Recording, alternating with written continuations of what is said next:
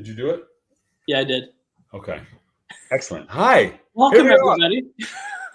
Welcome, everybody. Thank you so much for being here. I'm Julie Kaukinen. I work with Access Bar's social media team, and I'm here today chatting with Arthur Wood about addiction and recovery and how Access Bars has contributed to his life, as well as like getting over addiction and getting into recovery and just totally changing his life. So, Arthur, welcome. How are you, dude?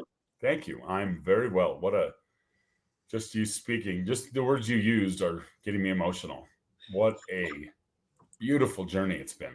No, amazing. Well, and also this subject is very near and dear to my heart, also with like what's happened like with me in my own past, as well as like large amount of people that I've known that have died and overdosed from drugs.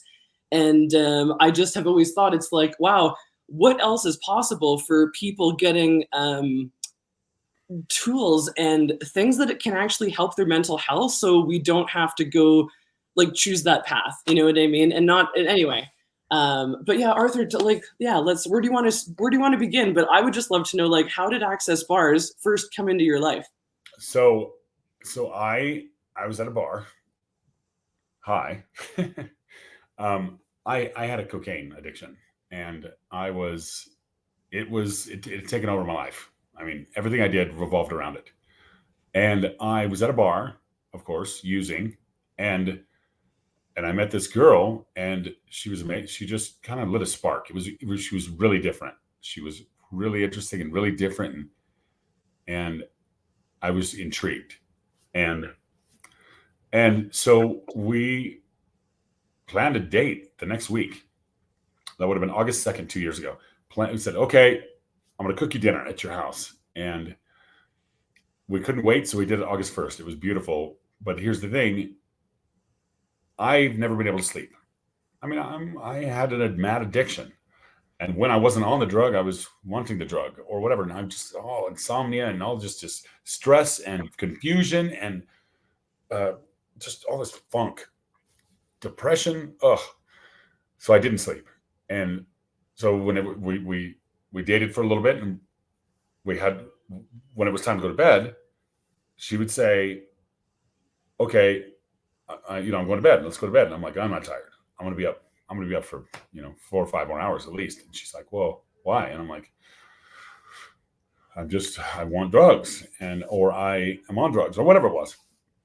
And she said, let me run your bars. Just let me run your bars. And I'm like, what's that? And she's like, I just have to show you. Let me show you. It was beautiful. Instead of trying to explain what it did, she said, let me show you. And you're talking to a guy that would sleep 2 hours a night, maybe 3, or I would crash for 10 days straight. And she put her hands on my head.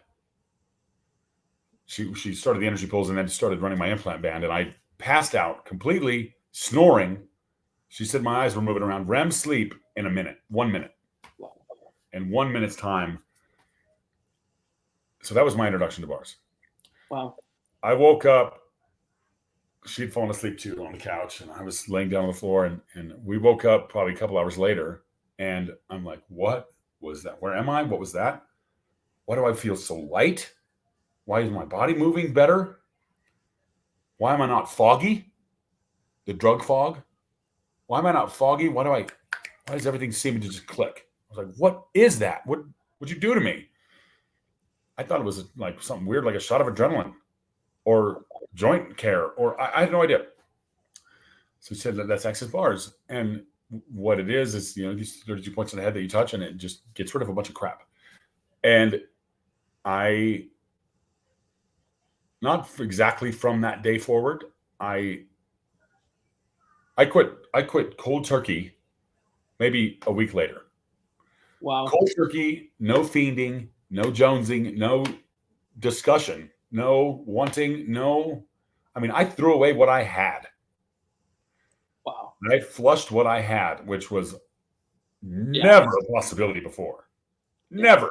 I mean, and even before that, if I wasn't going to do it for a week, I would sell it. I mean, never would I just flush it. It was such a profound you have choice. Such a profound message that just keeps showing up. You Yeah. can choose to not do this. Yeah. That, And like that Arthur, to give people a little bit more of a backstory, so it's like, how long had you like been playing around with cocaine for? when I was 23, they found a tumor in my body. I got cancer, a tumor on my left testicle, and it got so bad they had to remove it. And it was cancer. It was carcinoma, a type of reproductive cancer, and they removed it. But then when they removed the tumor, they had to remove part of my vein and my seminal vesicle and that kind of stuff.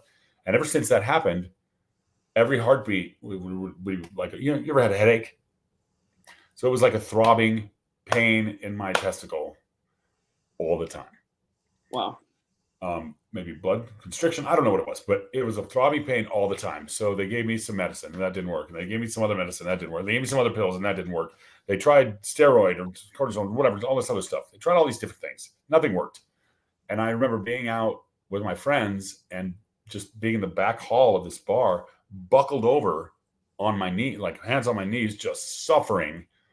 And one of my buddies, one of the bartenders that I barely knew, walked up and was like, "Hey, try this." Like, "You okay?" "No, man, pain." He goes, "Try this." And all the pain went away. So to answer your question in the very longest way, I was a 20-year addict. Wow, 22 years. And I mean, I even got that testicle taken out. It's gone. But I still kept on with the drug. Was no more pain, but I still could not get rid of my addiction. And it affected every single part of my life negatively. And I only saw it after I quit. After I quit. Anyway, for a lot of those, actually a year after that testicle thing, I fell off a building. I flipped off a building and I broke my neck and my back and my head. I fractured my skull and all the pain. So for 18 years, that was 18 years, migraines, seizures, headaches, neck pain, dizzy spells. I'd have dizzy spells for 3 days. I could not walk to the bathroom. I had to crawl to the bathroom for 3 straight days. I couldn't eat for 3 days because I was so dizzy. And I haven't had a dizzy spell in 2 years. I just celebrated my 2-year anniversary with Allison, with the person I'm with that ran my bars. I haven't had a dizzy spell in 2 years. I haven't had a migraine since I met her. Wow. I haven't had a seizure for 2 years. I had seizures for 18 years. I had migraines for 18 years. I have not had a headache. I have not had a headache in 2 years. Wow. Wow. So, to like kind of go into it a little bit farther. So Access Bars is basically a relaxation, like stress relief technique for your mental health that gets you out of your head and more into your knowing and your body. And with Access Consciousness, it's like, a set of tools, techniques that actually help you change anything that you've never been able to change in your entire life. So I would love to so what tools did she use to questions or with the addiction, I look back on this and I'm like, wow. So I had this addiction. That was me. I was my addiction. You know what I mean? And I would meet a girl and want to date her, and then I'd be like, "Hey, but I do coke," and she would either say no, "Oh no, like I like you, I want to date you, but you're not going to do that anymore," and I would just hide it. I would just hide it from them. Or they would say, "Oh yeah, do you have any on you?" They would want some too. Allison was the first person that said, "Oh, okay. Well, I'm not going to do it, but you can do whatever you want for you." That's probably one of the most powerful access tools I've ever heard. It's allowance. It's interesting point of view. You do you and be you, and I'll be me, and we'll see if it works out. And she said, right then, she gave it 2 weeks. If it's gonna be a problem, the coke's gonna be a problem, I'm not gonna stay with him. But 2 weeks later, I was cold turkey done. And I didn't know that she gave it 2 weeks. I just heard that story yesterday during our bar studies. I didn't know she was gonna give it 2 weeks. Wow. Maybe the universe can help me with that 2-week thing. I don't know.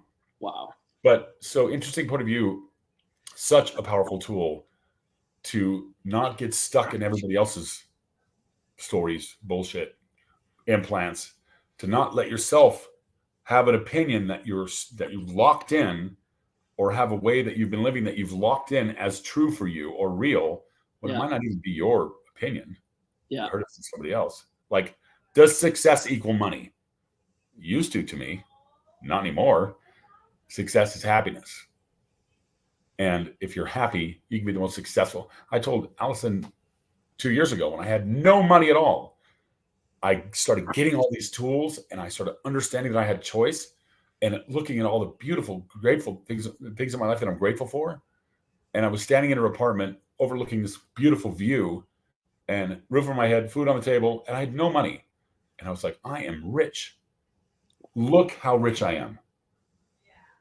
That gratitude is such a big tool in Access, but you get it through different tools.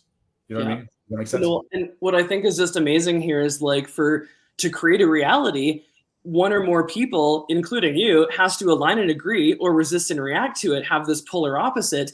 And the interesting point of view tool from Access Consciousness is like, interesting point of view that I have this point of view, and you're actually interesting point of view that I actually have this point of view. And it's like you're actually asking the point of view of like, wow, interesting that I even believe that this is true, because you can't change anything that you judge. No. And it's like, and judgment is a conclusion, and it locks it in. And like, what an amazing space of allowance of like, there's no forcing you, there's no trying to fix you, there's no like, there's Arthur, nothing wrong with you. And that's the thing. And then there's nothing to fight against, right? Yeah. So how much did the allowance invite you to a different possibility that you never even, so it's like, Arthur, also, was there a specific question that she ever asked you? Oh my God. What question did she not ask me? Allison is the question. Allison says the only answer is the question. But I can recall so many, like she said, and I was like, Mama, I'm an addict. That's what I am. And she goes, well, what if you weren't? Like, what if you didn't have this addiction? What would be possible then? Yeah. Yeah. Sorry. No, that's amazing. That's amazing. And to actually question the things that we believe so much about ourselves that actually are not true. Like, what a gift to actually like look at it and be like, is that actually true, or can I choose something else?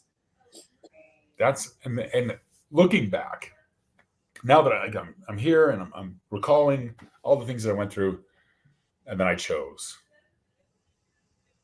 the moment where it kind of became more clear, wow, that I actually that I could choose, that I had the power. I had the power to be me, to choose what I wanted to choose, instead of this thing that I was addicted to telling me what to choose. Yeah. Like, that I could overcome, that I was more powerful than that I could overcome that, because that's not my being. That's not who I am. And was that how I acted as a child? And if I had total choice, what would I choose? Not that. Yeah. Those questions, just asking a question, brought up so many things. Well, what would I choose? Yeah. Okay. It's not that. I would choose horses. I would choose hiking. I would choose being up in the morning feeling good instead of wallowing in a bad place. Those questions, to be allowing me to that space, it was like, okay, so why am I doing this? Wow. What's the draw? What's the pull? And it's interesting because I guess for my life, before I even heard about Access Consciousness and then started, just knowing more about Access, open-ended questions, like asking and receiving, is actually a real thing. but a lot of us don't actually think that we can do it, or we just decide that we can't. But like, so to anyone that's watching that has never known the power of an open-ended question, like, what else is possible that I've never even considered, is such a great question, because it's an open-ended question that it's not making you wrong. You're not, and that's the thing. I guess there are some questions that are not really, contributing, which is like, why will always lead you back in a circle, and you'll always make yourself wrong for it, right? But like the questions of like generative creating questions of like, what else is actually possible here that I've never considered, right? Yeah. How does it get any better than this? Yes. When something's heavy, like when something's bad, or when something's light, when something's good. How does it get any better than this? I mean, I've had the worst things happen, and like, okay, how's it getting better than this? And it's immediately all these things are flowing in. I've had the best things happen. Like, how's it getting better than this? And then more. It's like even greater. I had an abusive childhood, and my father was, you're a piece of shit. You'll always be a piece of shit. You'll never be anything. And I locked into that point of view as my point of view and that's what made it easy to be an addict. Oh, why do you drugs? Oh, I'm a piece of shit. I'll always be a piece of shit. I would date a girl and she'd be like, why are you so mean? Well, I'm a dick. I'm always going to be this way. But was I when I was a kid? No. Me as a kid was the most amazing, excited. My mom's nickname was Sunshine Boy. She would call me her son. Come here, Sunshine Boy. I was always so excited and happy about everything. And then life started happening. All these other people's points of views, and all these other projections, and all these other expectations, and all this stuff that just takes you out of being you and truly choosing happiness and choosing ease and joy and glory. Those things. If you're truly being you, would you choose ease, joy, and glory? If I'm truly being me, that's what I choose. Anyway. Yeah. No, that's like, how does it actually get any better than that? Like, wow. Does it get any better than this? Yeah. I mean, I went from sleeping on my brother's couch because I didn't have money for an apartment, and riding the bus because I snorted everything up my nose. I didn't have a car, to living in a luxury apartment, and that's not even the thing. I can now do what I want to do, not what I'm forced to do because of my addiction. I choosing out of that. What else is possible? What other opportunities? What other possibilities is the universe going to give me or show me that I never had before? And how is it getting better than that? Yeah. It's because I know for a lot of people that are in that situation of, the going into addiction of any kind, they honestly probably feel that there's no way out, and that it's going to be like this forever. Mm-hmm. And that exactly they are a piece of shit, and they'll never choose beyond it. So I just really want, Arthur, I want to talk about the amazing tool of light and heavy with Access, because it's like I'd never heard of it before until I got into Access. So what's true for you will actually make you feel lighter and more expansive, and it's like the truth of your life, right? Versus when something feels really heavy and contracted, it's actually showing you where the lie is. So it's like all that stuff when your dad would tell you that you were a piece of shit growing up, how heavy was that? Oh. And what if people at that young, tender age actually had these tools as a personal GPS to navigate their lives, so they would actually know what's true for them and be like, am I a piece of shit? Oh, wow, that's really heavy. No, interesting point of view that you think that, because that's not actually true for me, and the energy is not congruent with how it feels in my body, right? And like, man, the things that we lie to ourselves about, that we avoid, that we defend, yeah. So it's like, what an absolute brilliant tool of that. Like, what would it take for everyone on the planet to at least just know this light and heavy tool, and like know that they can. That they do have choice, and that the things that are heavy, they're actually not real. Right. They're not. Well, there's so much that's not real that's put on you. by your family, by society, by this reality, whatever that is. There's so many things that aren't like, I looked at it, I said it this way yesterday. Everything that we have here on this planet was made up by some dude. Like time. Somebody invented being able to track time going by. Do I want to function from his idea of what time is or from mine? Like, what else is possible in what I think time is, or what I'm going to make time for me? What else is possible? Do my days seem longer? Yes. Am I making them longer? Maybe not, but maybe. What else is possible there? Allison and I were in Texas last week. We were driving to a ranch. The GPS said 12 minutes. We got there in 4. Not kidding. We got there in 4 minutes. Now, I didn't speed. And while we were doing it, while we were going there, I'm like, wait a minute, we shouldn't be here yet. We're almost there and we got 2 minutes left. Or we were trying to be 2 minutes. I was like, what? She's like, oh, we're doing it right now. We've been, and this might sound fruity to some people, and that's fine. You can choose for you. But I know for me, like, things are possible outside of what some guy made up. Some guy or gal. Like, yeah, there are laws of relativity. There are laws of this and laws of that. But somebody came up with all that stuff. And it wasn't me. And I choose to live from what I'm being, from what I be, not from what somebody else says. Wow, that's really powerful. Yeah. Never said it like that before. Yeah. Ooh. Yeah.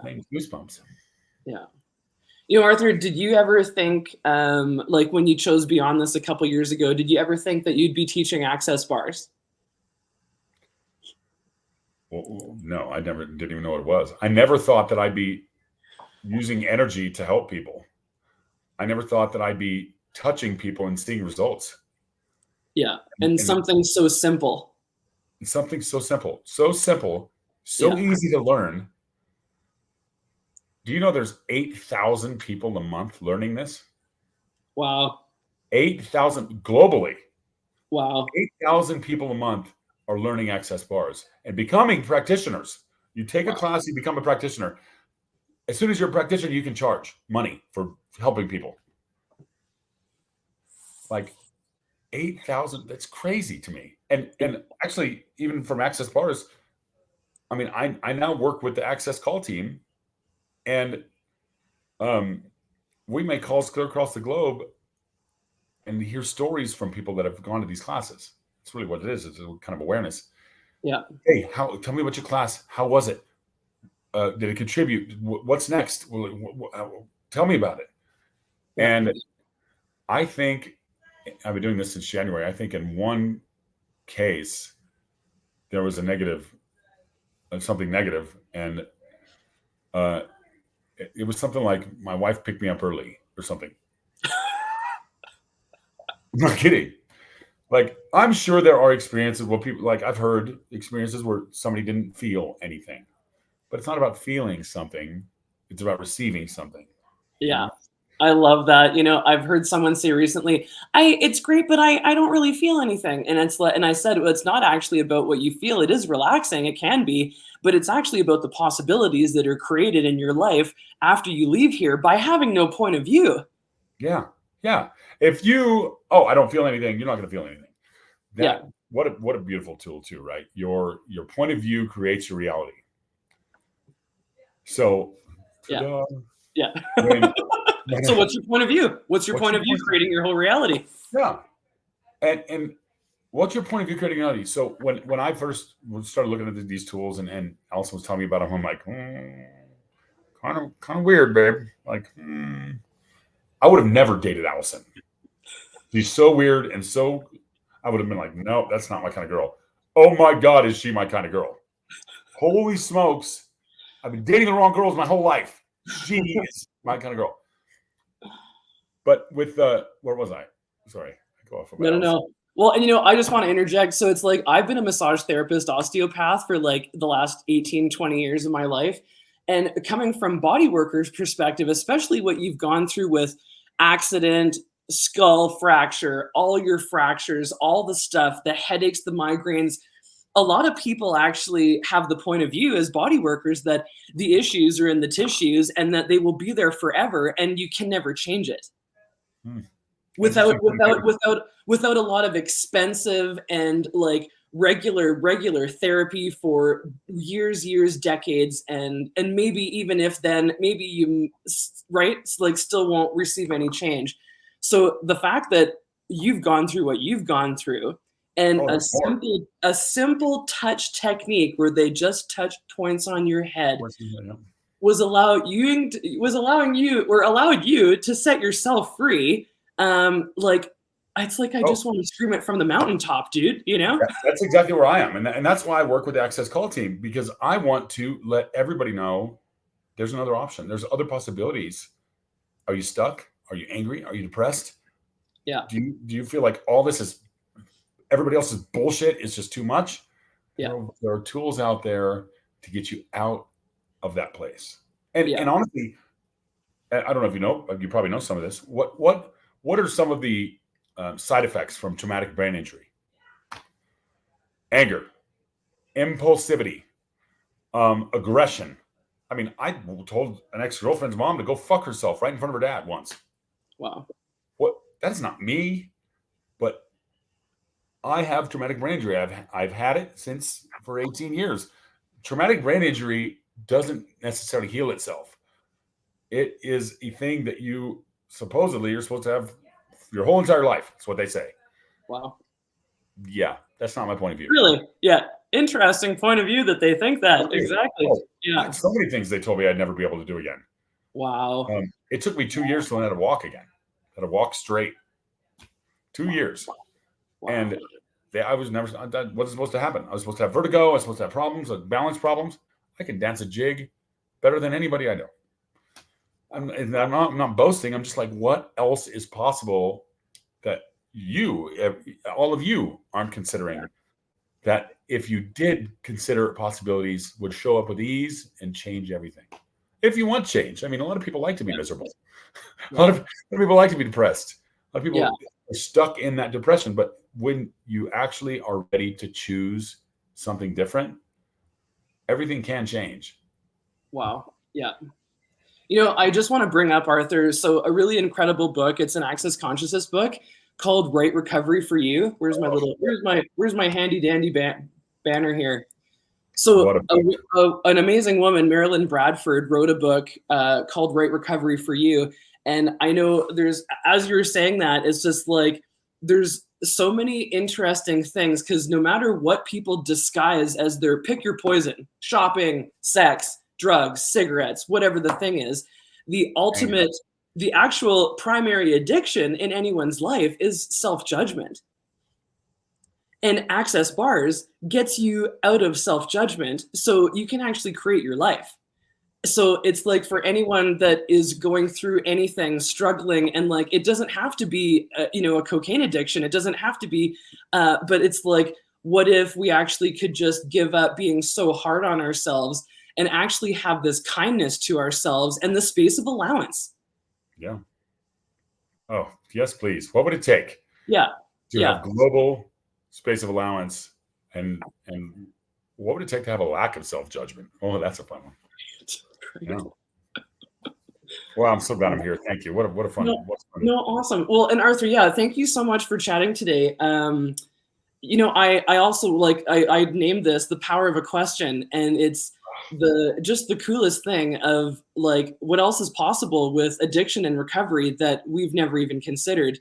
I just want to share. So when I was 17, I fell in love with a dude, and probably 3, 4, 5 months in, found out he was like freebasing crack cocaine. I'd never seen that. I didn't know what it was. Like, talk about, I just had no idea about any of it. Well, in the midst of trying to save him, that was actually my primary probably addiction, was wanting to save him and mankind, of course. But I started doing it. Lost a bunch of friends. Like, family was just like, what's going on with Julie, And I remember being in a place downtown with homeless people, prostitutes, all the rest of it, right? Wow. And this guy looked at me, this homeless guy looked at me. We were all sitting in a circle doing the thing, you know? And he looked at me and he's like, Julie, what is a beautiful girl like you doing in a shithole like this with all of us?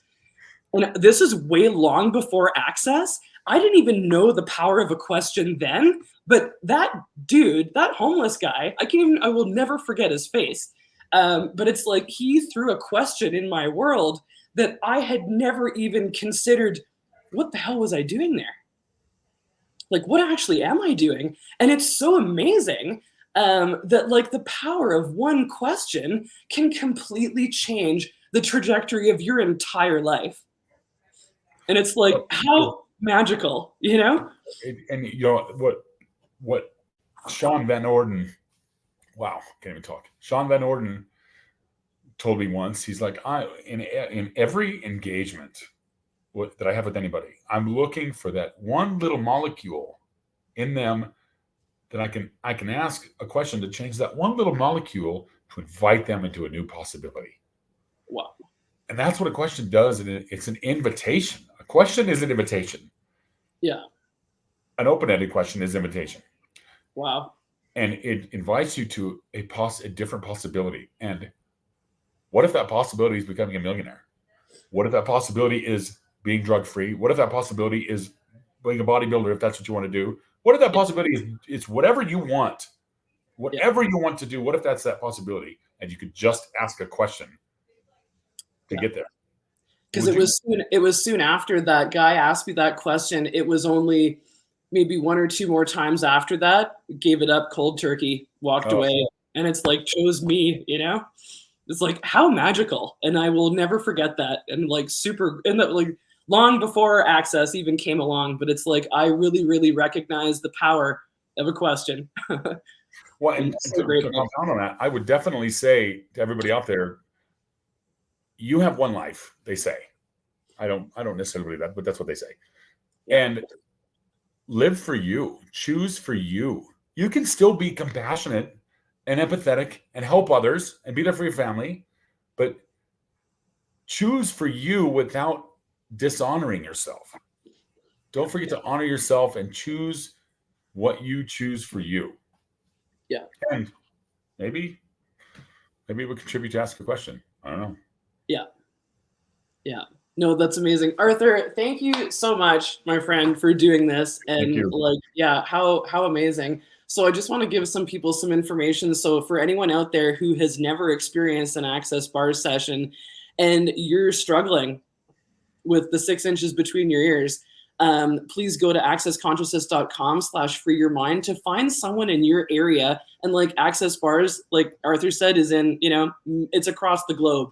So we're all over people that are able to do a session for you. So please check that out if that's something. And I'll tell you too, if you don't mind. I've got friends who I give sessions to now, and they were looking for a cure-all, and this is not a cure-all. No. But when I did speak with them, I'm like, okay, so lower your barriers. When we're getting ready to do a session, please lower your barriers. See if you can, with your mind, with your body, with your spirit, with your being, expand your allowance of receiving. And that changed everything for them. So wow. Just some more access tools. Receive, allow. Yeah.